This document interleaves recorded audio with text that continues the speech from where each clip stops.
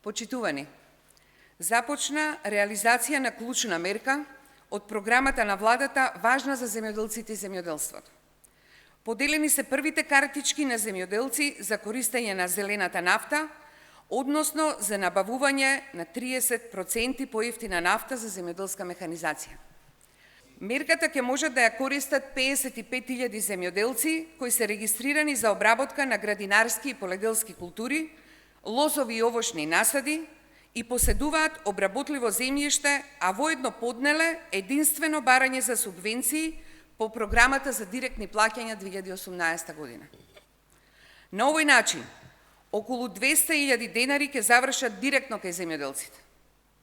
Пресметката за тоа, кој земјоделец колку ќе има на картичката, ќе зависи од видот на производството кој го пријавил за субвенции, при што минималниот износ кој ќе биде одобрен за мали производители е 500 денари, додека највисокиот износ е лимитиран до 100.000 денари.